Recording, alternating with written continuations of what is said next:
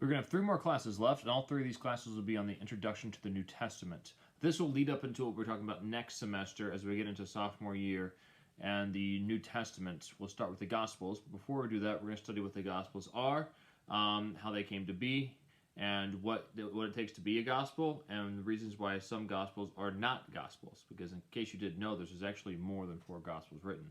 Way more than 4 Gospels written. These next 3 weeks, next 3 classes, we're going to be doing something we don't normally do, and that we're going to be looking at the textbook a lot. We'll have less video lessons from me and more of the textbook, primarily because I like what chapter 3 of the textbook does.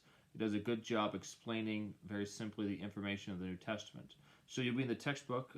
Each class you'll have a certain reading you'll have to do. A large bulk of your reading shall be reading ancient historians that talk about Jesus. Now, the thing about these ancient historians that you need to know is that a lot of them were not pro-Christianity. In fact, many of them were ancient Christianity. They called Christians not just heretics, but they called them a threat to the Roman Empire. Christianity was this odd new sect during this time period, and a lot of people thought that Christianity was dangerous. They thought these Christians were just weird. All sorts of rumors began spreading about Christianity. Some people thought they were cannibals. Some people thought they married their own brothers and sisters. They thought they were cannibals, so they talked about eating the body and blood of Christ. They talked about marrying brothers and sisters because they would call each other Christians. They would call each other brother and sisters. Even their own husband and wife, they would call them brothers and sisters.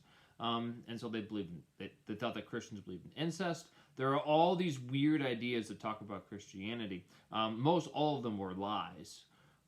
Christianity had a lot of lies about in the first few centuries. Now, these early Christian historians, when they spoke of Christ, they spoke against Christ and they spoke against the Christians, but one thing they never did was they never said that Jesus didn't exist. In the very first few centuries, there really is no one that thought Jesus didn't exist. Today, you'll find some people that think that Jesus is made up, he's a myth, he didn't actually exist. Those people are really bad historians.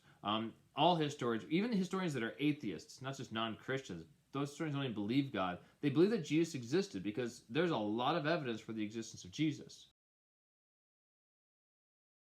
When you think back to the Old Testament, the stages of the Old Testament development, if you can remember these, take a second, pause the video, see if you can remember what are the 4 steps to Old Testament development.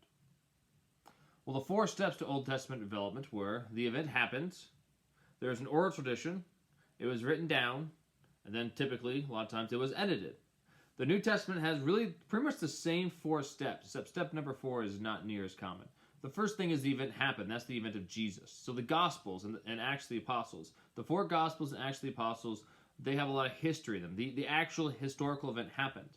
And there's an oral tradition. It's passed down from person to person to person. Now, this brings the question, why was such a long oral tradition in the New Testament times? Because the Gospels, as you're going to see in a future lesson, the Gospels were not written until, a lot of times people think, decades after Jesus died and rose from the dead. It took a long time. In fact, some of the first apostles were already dead before the Gospels started being written. The reason is actually pretty simple. Today, if you want word to spread, what do? You go on the internet. You write something on the internet. You create a video on the internet. If you want word to spread, you do that. 200 years ago, if you want a word to spread, what do? You write a book, you write a pamphlet, and the printing press will print that out, and you'll have this book or pamphlet will just spread. Newspapers used to have a huge impact. Back then, if you wanted word to spread, you go out and you tell people. You don't write stuff down, because when you think about it, there's no printing press, and so when something was written down, it had to be handwritten every single time you wanted a copy made. And so going out word of mouth was by far the best way to spread stuff. And so the reason they started writing stuff down, the primary reason, was because the apostles were getting older and they needed these first-hand accounts. The final stage is editing. Now, the New Testament has very little to no editing in it. Now, there are some aspects that are a bit edited, so like Matthew's Gospel. The final chapter of Matthew's Gospel, Mark's Gospel. The final chapter of Mark's Gospel was added on later. We're almost positive of that. Mark chapter 16 was not the original ending. Now, we don't know when Mark chapter 16 was added on, but Mark chapter 16 was not the original ending. A lot of scholars believe that the last chapter of John's Gospel was added on. A lot of scholars believe that John chapter 1 was a later addition. Some scholars believe that 2 Corinthians was actually a whole bunch of letters that they combined into one. Now, most scholars don't believe that, but there's a good amount of scholars that do. And so there's a little bit of editing going on in the New Testament, but not near as much as the Old Testament.